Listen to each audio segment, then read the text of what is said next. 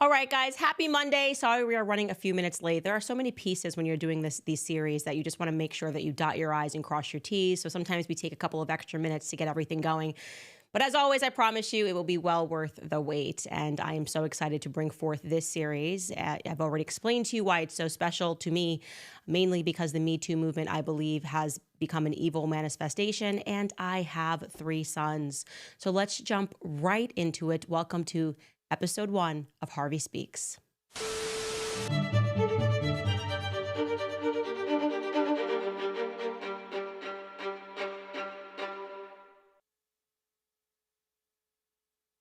All right, guys, so where should we begin? I'm thinking that we should begin with the theater kid archetype, okay?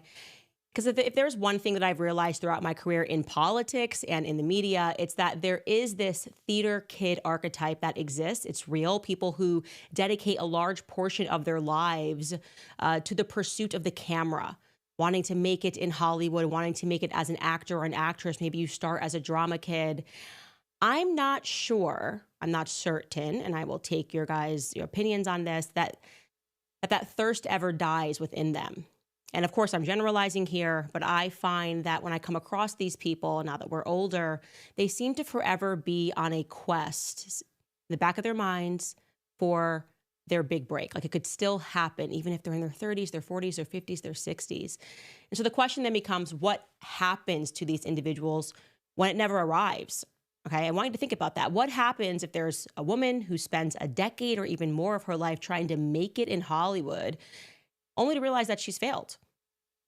Maybe she was even that girl who, before she left her hometown, quietly mocked in the back of her mind the unambitious other women, right? The girls from her hometown who married off at the age of 20 and then they immediately started having families. Maybe in her youth, she mocked them because, she knew that she had something special. She was going to make it. She was leaving her hometown.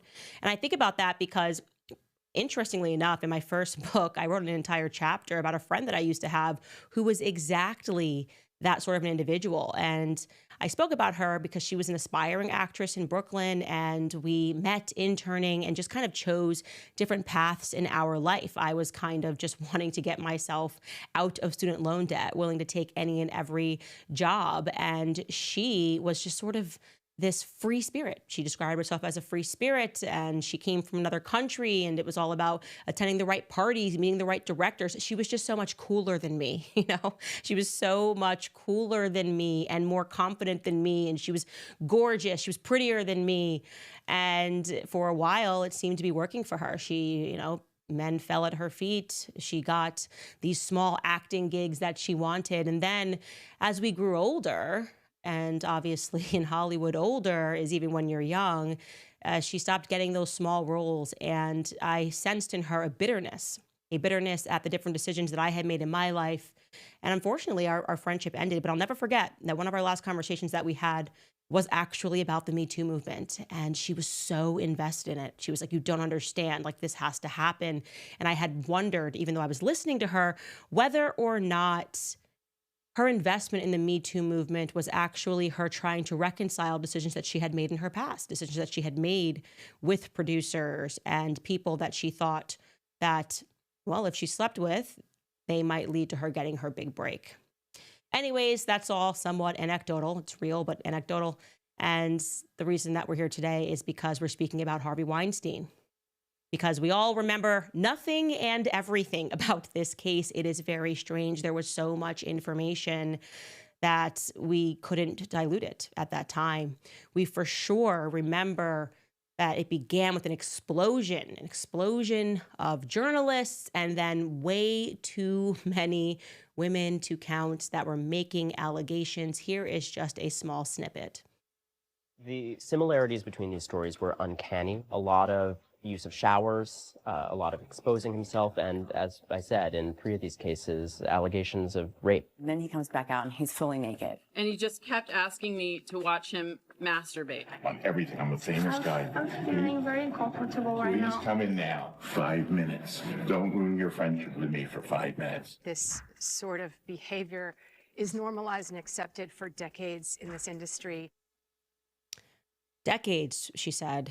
And it was, of course, then this very big watershed moment that was going to bring down Harvey Weinstein. Goodness, you guys, he was arguably the most powerful man in Hollywood. And now we had upwards of 100 women who were claiming that they had been sexually abused, harassed, or even raped, which is why he's in prison today. But I got to tell you something right away. That list, that long list of women who found the cameras and spoke out and said that things happened, and you don't really remember whether or not he denied it, that list significantly dwindled by the time we got into the courtroom. And then even when we were in the courtroom, it dwindled even more. And I'll tell you why. This is one of the very many compelling aspects of this case. How they were able to sort through the women who were just outright lying, meaning women who had definitively never even slept with Harvey Weinstein, some women who he alleges he never even met, from the women who had at the very least been intimate with him, okay? And I'll tell you why, because of course, when people realize that someone's going down, if were a struggling person who wanted to make a quick buck and you knew that this empire was going to crash, you might be willing to come in for a quick payday.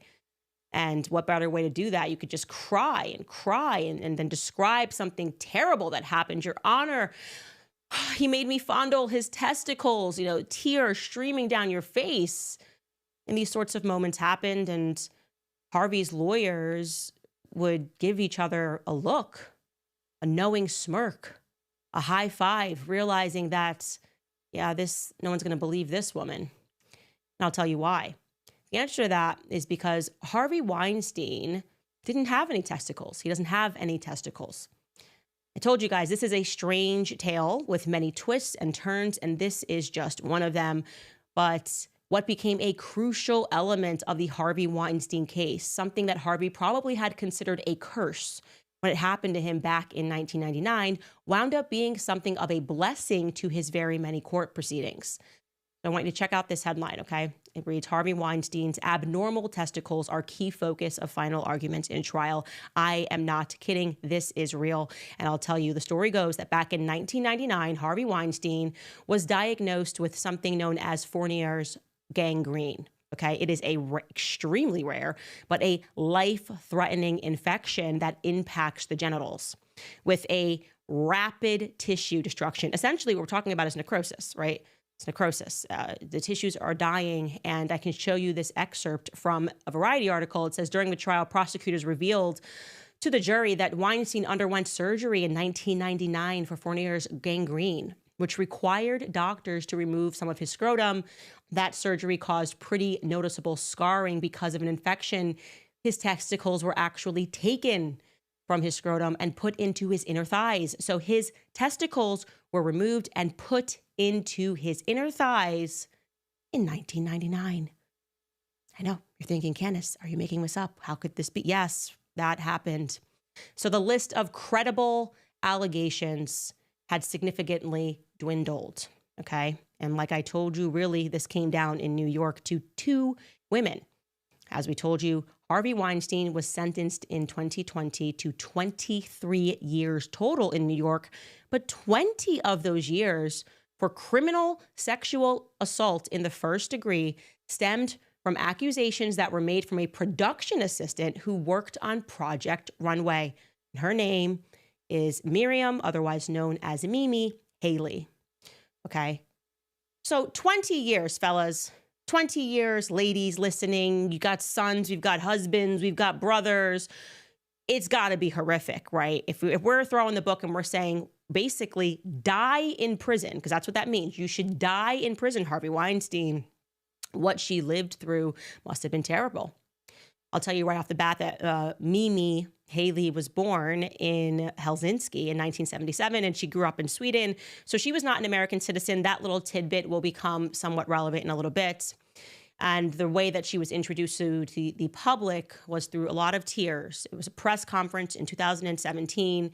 She announced her allegations against Harvey Weinstein next to none other than Gloria Allred. And I'm going to be honest with you guys, it's hard to listen to her recapping what Harvey put her through. So let's take a listen to Mimi. It was not long, though, before he was all over me making sexual advances. I told him no, no, no, but he insisted. And then I said, I'm on my period. There is no way this is going to happen. Please stop. He wouldn't take no for an answer and backed me into a room which was not lit but looked like a kid's bedroom with kids' drawings on the walls. He held me down on the bed. I tried to get away, or tried to get him off of me, and kept asking him to stop, but it was impossible.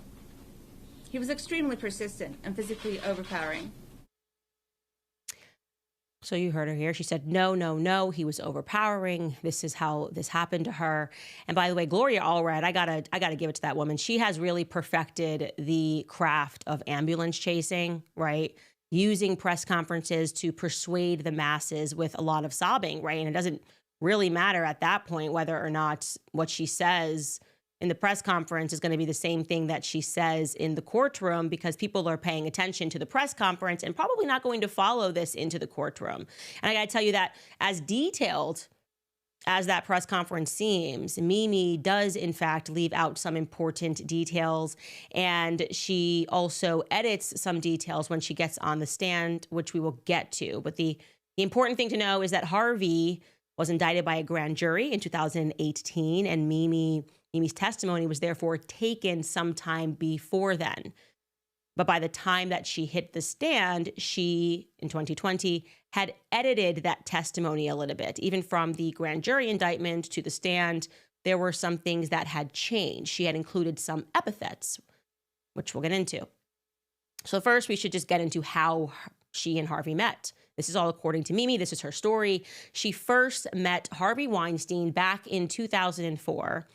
And then she approached him 2 years later in 2006 at the Cannes Film Festival because she was looking for work in the industry after her mentor, quote unquote mentor, famed London producer Michael White, had suffered a stroke and lost his business. So that's her.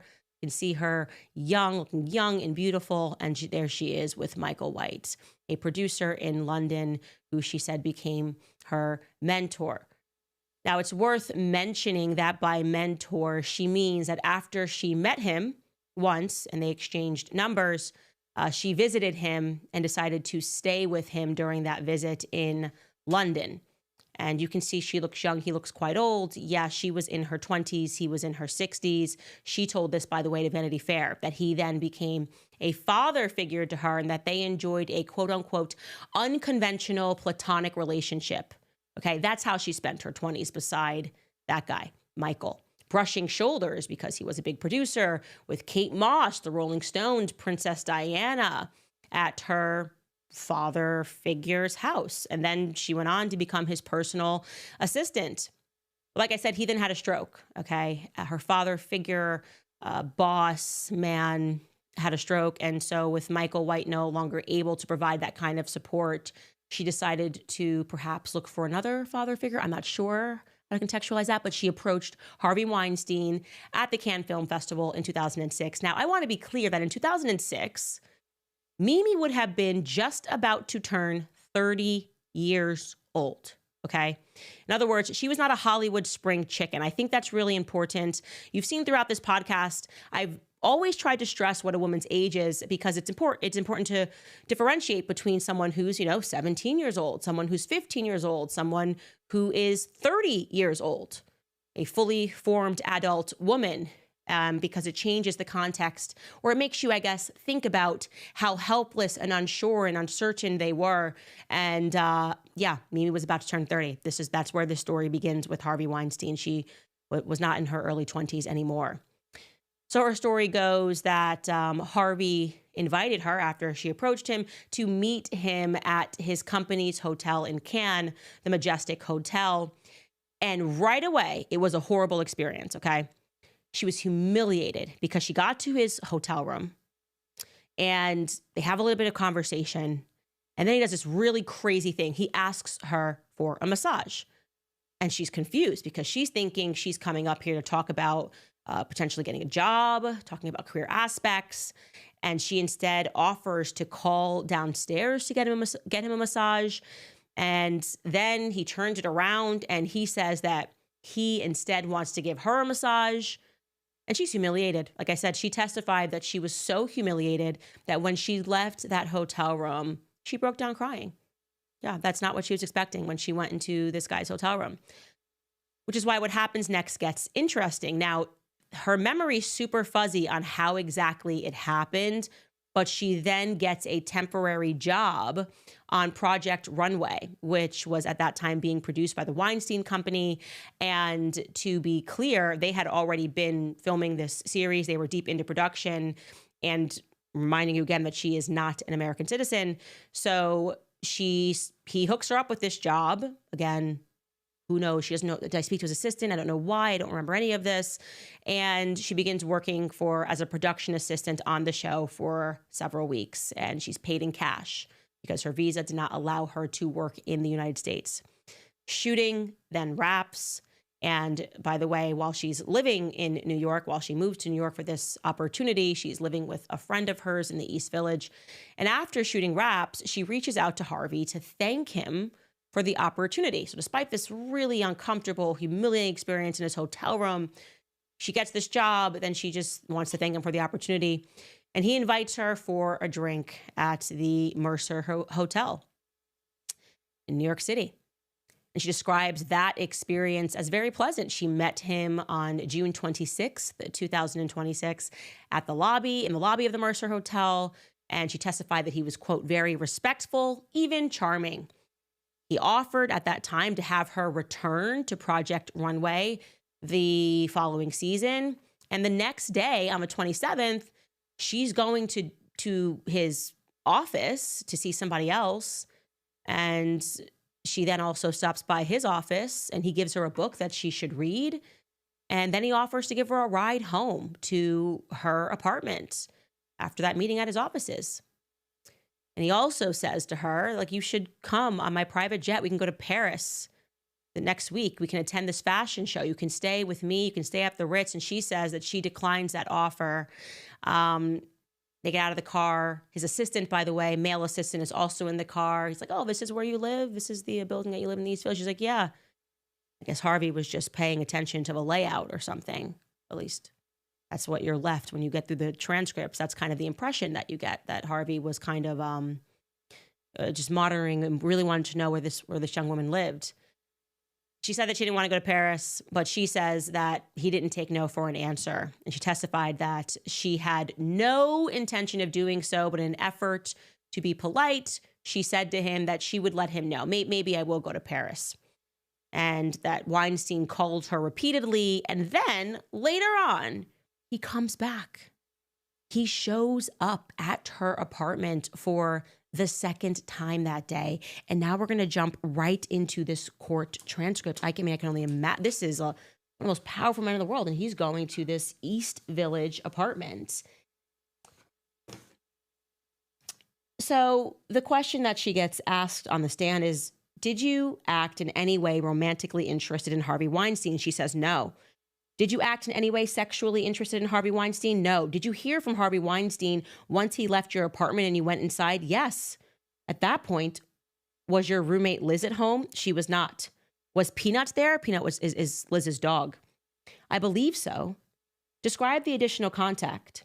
Well, I heard from him and his assistant a few times that day, asking if I had decided whether or not I was going to go to Paris. And I said, thank you so much, but no, I am not going to come. He said, well, just think about it. Again, and he kept calling and I kept saying, thank you so much, but no. And question, those initial communications that you were describing, were those phone calls? Answer, I believe they were phone calls. Yes. Question, and that was to that phone number that you had in your planner and that you were using at that time when you were in New York. She answers, I believe so. I'm not 100% sure that they were phone calls, but it's more like they were phone calls than emails. Question, can you describe Harvey Weinstein's tone during those conversations of those phone calls? She answers, well, he was persistent and persistent. And what, if anything, happened sort of following those repeated phone calls? Well, then later he showed up unannounced at the apartment building. And I am not sure if he rang the intercom or whether he called me on the phone and said he was outside, but he had shown up there unexpectedly. Question, did you try to get him to leave via phone initially? I did. He wanted to come inside and I said it wasn't a good time. And so he said, just talk to me like 5 minutes. I want to see you for 5 minutes or something like that. Question. And so after you had said that it wasn't a good time, did he remain outside of your building? Yes, he wouldn't leave. And can you describe his tone at that point? It was just very persistent and insistent. And what did you do? Well, I didn't want him to come into the apartment, so I thought I will go out and see him outside, just like outside by the door. So I left the doors open to go outside to open the front door. And as soon as I opened it, he just pulled it apart like that and barged past me and walked down the hallway and said, "Where is it? Where is it?"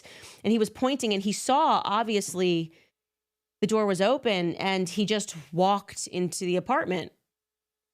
Let me just come out of this transcript for a second. So Harvey Weinstein reappeared at her apartment, and she doesn't kind of maybe sort of remember the phone call-ish. The phone call details are always a bit hazy when you go through this transcript. But she knows that she only went outside because she didn't want him to come inside. But she's given a narrative. He's crazy. He's like, where is it? Where is it? I want to see your East Village apartment. And just bursts past her and barges in and somehow finds exactly which apartment it was because the door was open and he just took a guess. That is power, my friends. Anyways, jumping back into this, the lawyer asks, and what did you do? I mean, I was just standing there like I didn't know what to do. So I just like, oh God, oh no, why is he walking into the apartment? Describe what happened. Did you go into the apartment? Did you follow him into the apartment? Yes. And describe what happened once you were inside of the apartment. Well, once we were inside of the apartment, we were just standing there, and he was basically standing there. He asked a few things about the apartment and who I was living with, and then he was persisting with trying to convince me to go with him on this trip to Paris. I mean, he must have really wanted her to go on the trip to Paris. Question, do you remember anything about the details of what he was saying at that point? Answer, well, at one point he said, okay, well, why don't you just take your roommate if that will make you come? She can come too. She can be your chaperone or whatever. What was your responses to his request? Well, I was still trying. I was just saying, thank you so much, but no thank you. Basically, I'm not going to come. Can you describe his demeanor in the apartment as he is making these repeated requests? He was just very overwhelming, and he was just very, very persistent. And he was still friendly, but it was almost beggy, and he was kind of very insistent and would not just accept the no. Did you continue to hold your ground and say that you were not going to go with him? Yes. Was he listening? And then there's an objection here from Harvey's attorney. So he rephrases the question. Was he continuing to ask you to go? Yes. At some point, did he stop asking you to go? Yes. Can you describe that? Well, at one point because I just didn't know how to shut it down, so to speak, I just said something that I was trying to say things. And I said, you have a terrible reputation with women, I have heard. And it was more like half a joke or something. I was trying to be friendly still, but he got offended by that. And he stepped back and he said, what do you mean? What have you heard? That sort of thing. And I said, no, I'm just saying no, just in general, whatever. But that's when he backed off. At that point, did he leave your apartment? Yes. And I'm going to show you that I have marked as People's Exhibits 65 through 69. Do you recognize the People's Exhibit 65 through 69? I do. What do you recognize those to be? So this is the front door of the apartment building where I lived during that time. So I wanted to just describe to you that incident because it's important to understand. So she starts with this hotel incident and then in Cannes, and now we've moved and she's, gets a ride. And I guess he's just decided to memorize her little East Village apartment, and he's barged in, luckily found the apartment because he could tell from this door that must be hers. And he walked in there and she follows. And then despite this beast and monster chasing her, she's able to get him to back off with just this one sentence. Oh, you have a bad reputation with women. Her memory then gets a little bit fuzzy, I got to tell you. She doesn't remember, again, exactly how they communicated, but she acknowledges that she accepts an invitation for Weinstein to fly her out to California, Los Angeles, for the premiere of Clerks 2, a movie in July of 2006. She frames that as I felt bad I didn't go to Paris, but she's going to go to LA because also the timing works out for her because her friend just had a baby. But then something happens, okay? Before Mimi flies out to LA on July 10th, 2006, Harvey invites her to his Soho apartment. And that's what you heard her crying about. He forcibly performs a sexual act on her. Now, even if you knew nothing about this case, just this sentence alone that I'm about to show you from 2020 when the trial was going on, AB News article that was covering the trial would probably make you go, huh? It reads, quote, one of the two women that Harvey Weinstein is on trial for sexually assaulting took the witness stand on Monday to describe how the Hollywood producer violently and sexually assaulted her and to explain why she returned to him within a month and endured a second unwanted sexual encounter. Wait, okay. So she's taking the stand to explain why after a violent sexual forcible assault, she then went back to him within a month to endure a second assault. That doesn't sound right. But yeah, Mimi's allegations were that on July 10th, 2006, Harvey Weinstein forcibly performed a sex act on her. Then she went to LA on his dime, by the way. And when she returned on July 26th, 2006, so we're talking 2 weeks, it happened again. Mimi alleges that when she returned from LA to New York City, about 2 weeks later, Harvey invited her to the Tribeca Grand Hotel for a drink, and she agreed. She said, quote, he was very persistent and insistent. She explained her going back by saying, quote, I was still trying to make sense of what had happened, why it had happened, and I felt very trapped in not being able to do anything about it. She said she felt like she was trying to regain some sort of power until she walked in to meet him on July 26th, 2006, wearing a battered pair of vintage shoes with little money and no family in the U.S., by the way. So she testified, quote, I just felt like some sort of hobo, just like a girl who's just down on her luck. You know what I mean? Yeah, park aside the fact that we're talking about a grown adult woman. She was down on her luck and she really was just kind of going there to regain power. But she testified that when she arrived at the Tribeca Grand Hotel, she was directed to Weinstein's room where, and I call me crazy. I maybe wouldn't have gone to his hotel room again. But like, this is a different, it's different. She's going again to regain power. And this is where she claims that he took her hand and he pulled her toward a bed. And she says at that moment, quote, I just went numb because she realized right then that Weinstein had trapped her again. She testified, quote, I just felt like an idiot. In the courtroom, this is the moment where she trembles and she weeps and she puts her hands in her head. Because if you're thinking about asking questions about that or wondering if there's an aspect of common sense here, maybe don't go back to a hotel room, don't let him into your apartment, anything like that. The point is now she's crying on the stand. And crying counts for a lot on the stand. You're going to learn that a lot throughout this case. Now, I want to take you through when Harvey's lawyer is able to question her because it gets quite interesting. And if you go back to that original encounter at the Cannes Film Festival, he asks her, and this is the top of 1638, Skylar. He asks her, remember, this is when he's supposed to be the massage incident, that initial one. He's realizing I have some questions, even though she's crying. And Damon Chernus is his name, is the lawyer. And he says, that assistant brings you up to the room. And she says, correct. And then he says, do you remember what you did earlier that day on the 24th at the Cannes Film Festival? Do you remember where you went? I don't. When you get to the Hotel Majestic, you get brought to Mr. Weinstein's room, right? Yes. The two of you, according to your testimony, have a brief conversation about whatever. Yes. At some point, you say Mr. Weinstein asks you about massages. Yes.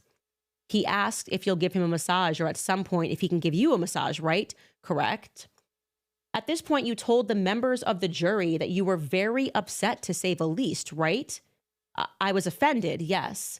You were offended because this was a business meeting that you thought you were going to potentially talk about Project Runway. No, not Project Runway at this point. Something else?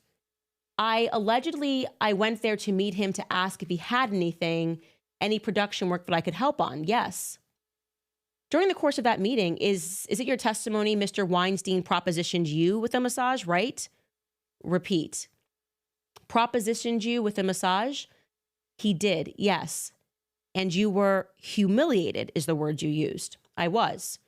You left the room. You testified. You started crying. Once I left the hotel. And when did Mr. Weinstein give you his phone number during the course of that? I don't recall when he actually gave it to me. Somebody's phone number is usually the last thing that you get, right? Objection, says her lawyer. Probably, she says. The court says overruled. Was it after Mr. Weinstein had made these propositions and you were walking out the door that he gave you his phone number? Objection, Mr. Haas says. The court overrules that objection. She answers, possibly, probably. Then you said at some point later you received a call from Mr. Weinstein, but you don't really remember it. I don't really remember if it was from Mr. Weinstein himself or an assistant, but somebody came through to arrange for me to go help out on Project Runway. Mr. Weinstein gave you his number? Yes, I may have followed up with his office. So we are clear, you called Mr. Weinstein's office after this massage request? Yes. And when you called Mr. Weinstein's office, who did you talk to? Actually, I'm not sure, but yes. Were you thinking in your head at this time this massage incident occurred, why am I going to call this guy for a job? No, I needed a job. And isn't it true that Project Runway was already in production at that point? Correct. And being in the production industry, you are aware it was probably fully staffed by the time that you would have gotten involved, correct? And she answers, yes. Well, it's interesting testimony there. Yeah, she needed a job and kind of has to admit, like, yeah, maybe she got his number on the way out of that horrible massage incident in which she cried. And then maybe she reached out to his office about that position, which wasn't really an open position, but required someone with power to kind of make the position for a person who isn't supposed to be working in the U.S. just kind of happen. I don't know. I'm not alleging anything, okay? But the point is I'm just reading you the testimonies that are going on, and then Damish Chernus is able to question her again. Of course, he questions her throughout this entire thing, but about that incident on July 26th, when she just can't explain how she got trapped again by him at another hotel. And here is from that transcript. Chernus asks her, on the 26th of July, you had sex with Harvey Weinstein, correct? There was sex with Harvey Weinstein, yes, she replied. Shortly after, Chernus asked her, he didn't force you to have sex, did he? I didn't physically resist, she replied.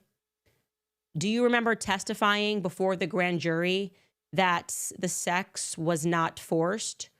Correct, because I didn't resist, Halehi said.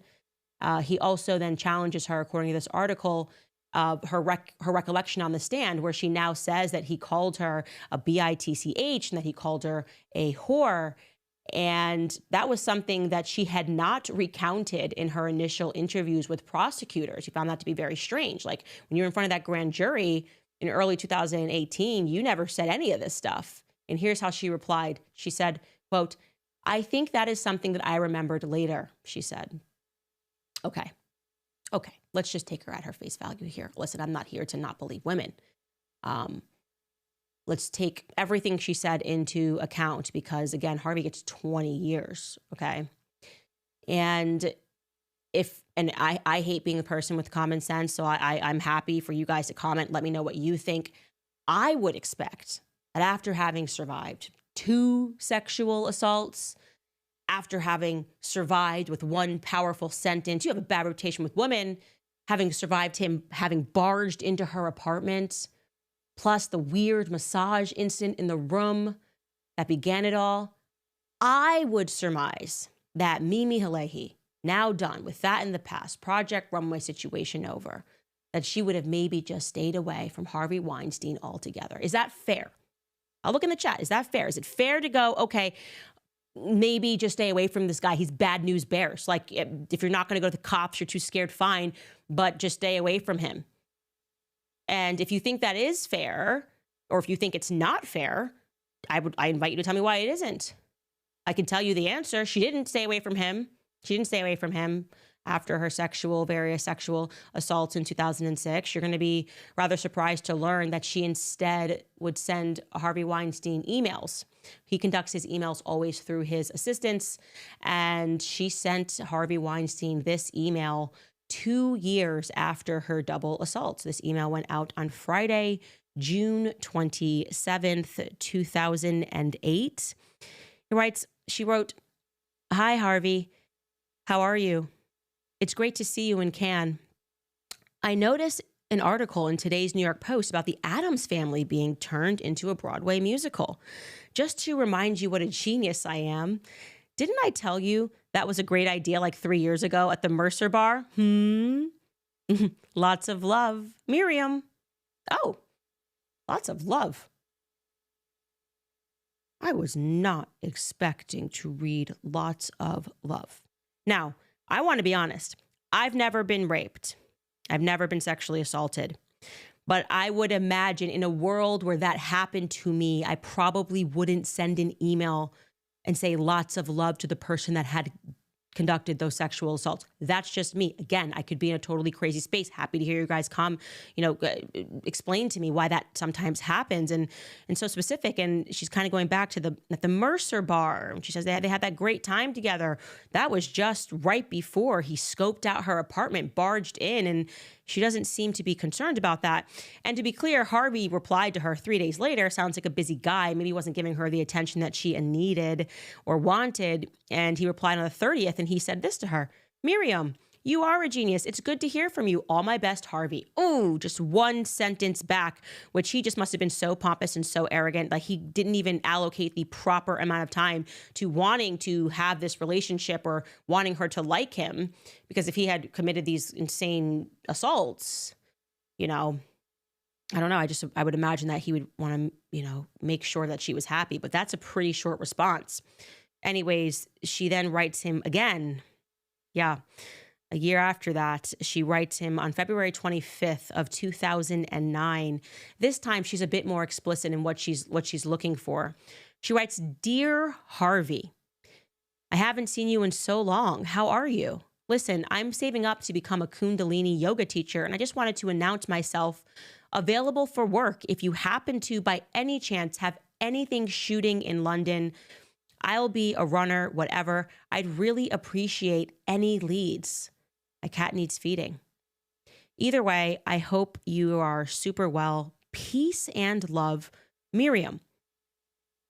Okay, so I don't know if I'm just not aware of what can happen or why you might email a person who has multiple times assaulted you and again try to put yourself into a circumstance where you are working for him, but that is what Miriam did. And now we are talking, she is 3 years older, so she's about 32, 33 years old.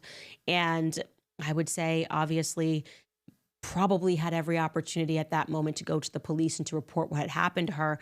But she doesn't do that. She doesn't do that at all. She waits another, so this is 2009. She comes out with her allegations in 2017. She waits another 8 years. When she's next to Gloria Allred and Harvey Weinstein is going down, and she decides to present this story as her having been sexually assaulted. And she was successful. Like I said, she broke down crying on the stand, and that was enough in New York to give him 20 years. Now, when we take a look at the transcript and we start hearing and looking at more information about that time that he barged into her apartment, when Damon Chernus is able to put her on the stand and ask her questions about that setup of the apartment. And you learn that there was not just one door in which she had to buzz him into, and he burst through it. There was also a second security door that you would have to be buzzed into. And she's not really sure how he doesn't really remember the details of how he got past that one. But he did. And then we learned that the layout of that apartment actually required him to go right and then left in order to get to her open door.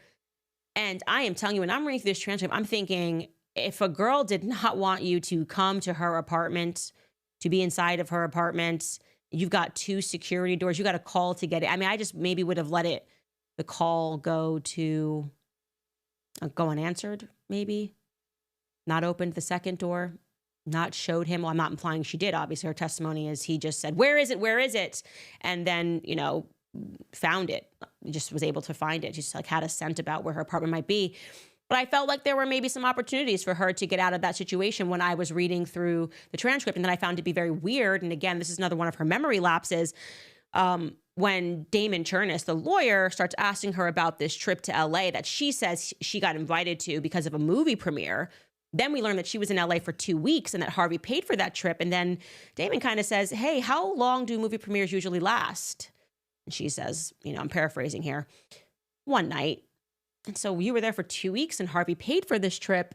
Yeah, she doesn't remember how that happened after he barged into her apartment, but recalls maybe that and then Damon shows her an email, another email that she sent to the Weinstein Company, where she says, "Hey, yeah, Harvey said that he would help me get to Los Angeles."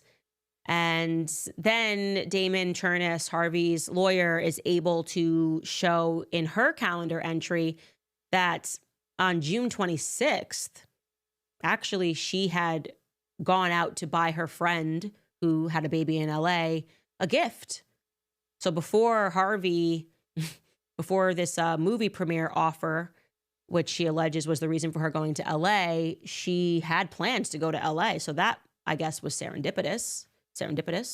Or, as Damon kind of presents, he was just paying for her to go to LA. And this wasn't really about a movie premiere. This was about Harvey Weinstein. Again, this is reading the transcripts. My takeaway is that they kind of maybe had just offered to pay for her to go to LA on a trip. And he didn't really need her at the movie premiere at all. But what do I know? Again, I don't want to make any implications here because he was found guilty, guys. And there's so much more that I'm going to tell you about Mimi, this woman who kind of enjoyed these father-like relationships, these mentor-like relationships. And truly, guys, she just felt like a hobo. And it's really sad that this 30-year-old woman just couldn't, I guess didn't have enough life experience to know about these pitfalls of men and their hotel rooms and robes. And even when the signs were there and he asked for a massage and, those parts get really hazy. And so the New York courts said that she was a victim. And what's really compelling, by the way, is when you hear all of these people pretending to be outraged that the appellate court said, "What happened here?" And one of the things that one of the judges says, and we'll get to that transcript tomorrow, or in our next installment of this, when they're reviewing this case, is they go, "Why were certain people even allowed to testify?" Because it almost looked to this judge, this appellate judge, that they didn't have the evidence really to convict Harvey. So they just kind of allowed this sort of banana court thing to happen where they let people testify about all sorts of things, like Bob Weinstein, his brother. Harvey once got into a fight with his brother. Okay, why is this being allowed in this courtroom? What does that have to do with anything? What does that have to do with anything happening? So if you get into a fist fight with your brother or you punch your brother, it means that you're a rapist? What is, it was all about just like character assassination, Oh, Harvey one time, didn't pay me or something. And just like assassinating his character. It seemed like a show trial. Like I said, I'll show you what the appellate judge said about this and why they are sending this back down. But I want you to imagine this. I want you to imagine you or someone you love. Maybe it's your woman watching, your husband, your brother, your son gets 20 years in prison. 20 years in prison for this relationship that of Mimi Haley, also now goes by Mimi Haley. And nobody really cares to look into this and to recognize that there's some strange things that I think went down here. Anyways, we're going to stop there for today. And I'm going to also show you one other thing and talk about just Me Too in general. But first, I want to throw to some of our sponsors who have been amazing, Goldco being one of them. Over the last month, we have truly seen how much wasteful spending the last administration was doing. While the Fed has been working to rein in inflation, the broader economy is still feeling the effects, particularly in everyday items like food, housing, and healthcare. If you've been worried about your savings or retirement, it's time to take a look at diversifying your savings with Goldco. Gold has been recognized as a store of wealth for thousands of years. Unlike other assets, its value is not tied to the performance of any particular company or government, making it less susceptible to the volatility of the financial markets. Goldco has made buying metals very simple. They're a huge supporter of the show, and they are good at what they do. So right now, you can get a free 2025 gold and silver kit jam-packed with great information about buying precious metals. You could also qualify for up to a 10% instant match in bonus silver. It is a great deal, especially right now. So go to CandaceLikesGold.com to learn more. Again, that's CandaceLikesGold.com. Also, Field of Greens is another sponsor of this show because the government has spent years forcing mandates and dictating how we manage our health. Now they're pushing back when we try to take control of it ourselves. And that's why you need to reclaim your own health with Field of Greens. We all know eating healthy is key to staying healthy, but life gets busy and sticking to a perfect diet is not always realistic.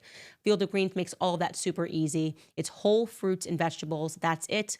We could all use more of that in our diets. Just one drink and you have a healthy head start on the day.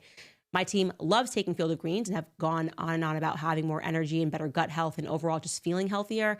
Every fruit and vegetable in Field of Greens is doctor selected for specific health benefits, and Field of Greens promises at your next checkup that your doctor will notice your improved health or you'll get your money back. So right now, my viewers will get a 20% discount to get started if you go to fieldofgreens.com and use code Candace. That's fieldofgreens.com, code Candace. Can't wait to see what you guys are thinking about just what I presented you so far. Tip of the iceberg, guys. Tip of the iceberg. Okay, we're just getting started here, so don't even get crazy. It's just, and it's amazing to think, by the way, I know we had showed you before when we cut a trailer for this, but all of these celebrities, he's God, he's God, he's God. And then instantly, right? Instantly, and this is a matter of self-preservation, those very same people like Jennifer Lawrence, who said he was a God and thank you, I owe you so much, turned on him and were a part of the dog pile. Take a listen.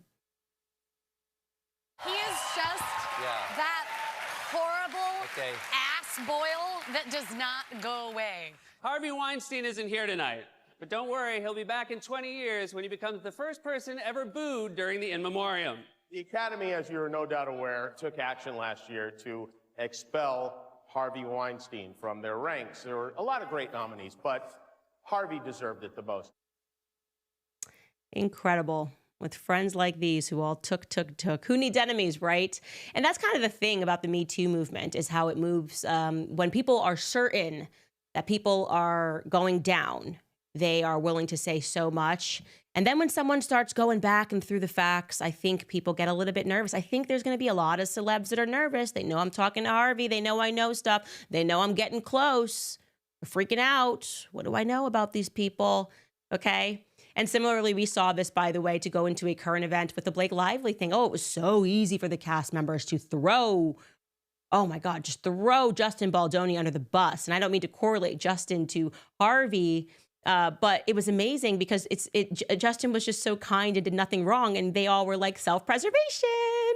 La, la, la, Brandon Sklenar, read the complaint. Well, guess what? I just wanted to very quickly let you guys know Brandon Sklenar has had a change of heart because he is avoiding saying that he's Team Blake like the absolute plague now. And so last night there were the Oscars last night. I didn't watch them, but I did catch that on the red carpet of the Vanity Fair Oscars party, someone came up to him and just flat out asked him if he was Team Blake, and here's what he had to say. Take a listen. And finally, I know you're very supportive over your female co-stars as well. Blake Lively, how are you hoping to support her during this time? I mean, I just, it's a tough situation, and I just hope everyone remembers what the movie's about and why we made it in the first place. And